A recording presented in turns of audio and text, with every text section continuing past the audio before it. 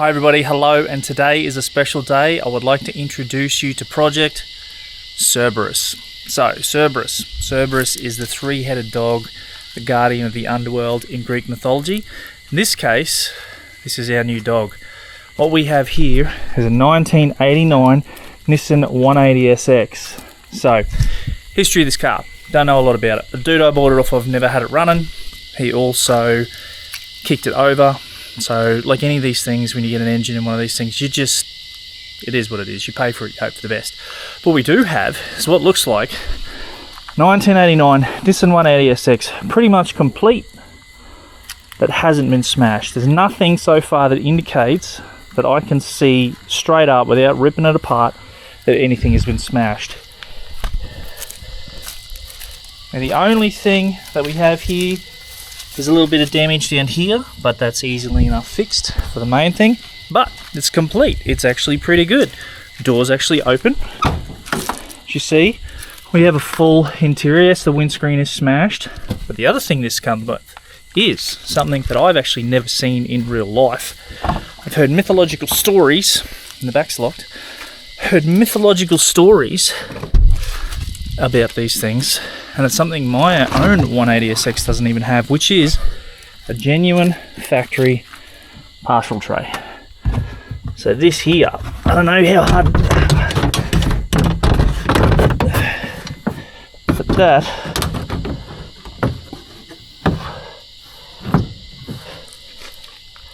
Just like that.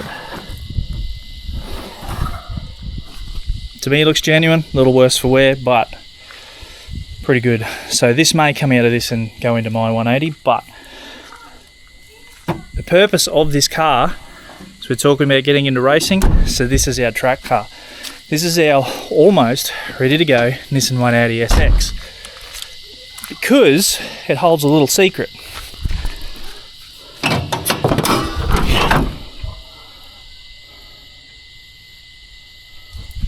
An RB20.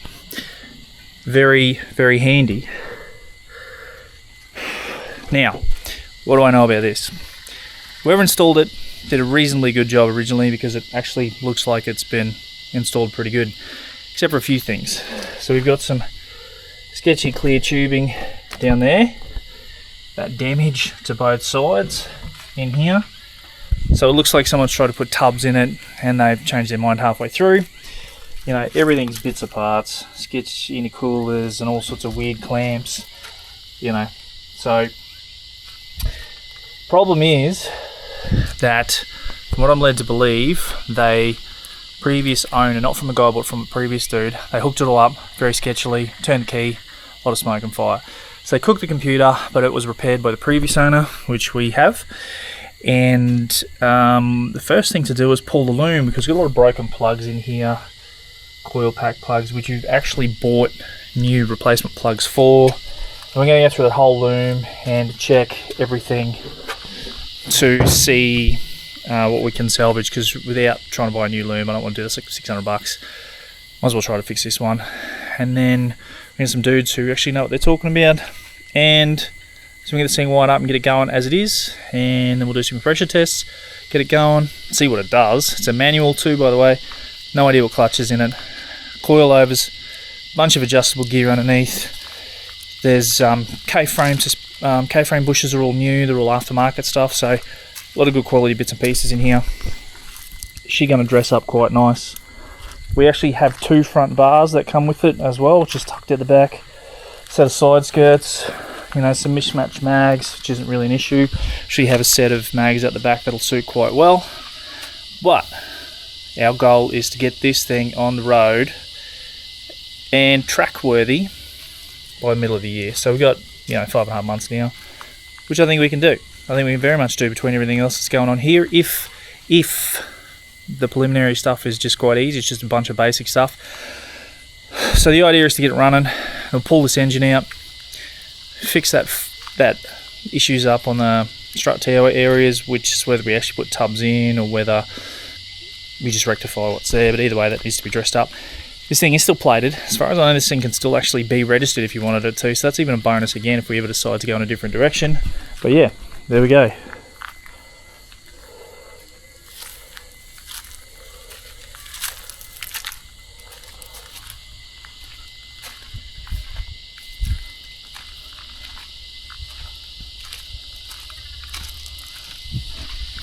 much fun to be had.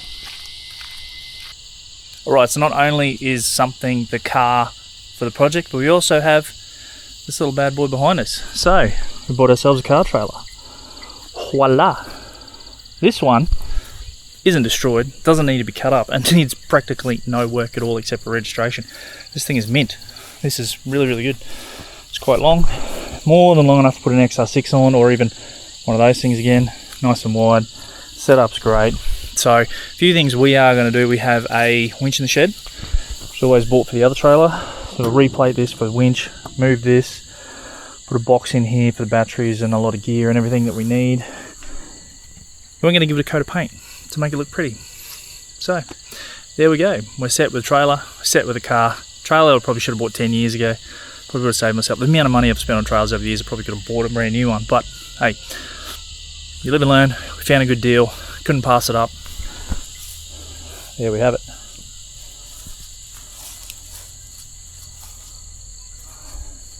So there we go. As much as I don't have a whole bunch of stuff already to do, we've added to the mix. But this is the one we're going to go out and start having a play with. This is the one that if we're going to break anything, let's break this one. Try not to break it, but yeah. So we're building a bunch of stuff at the same time. It's going to be good.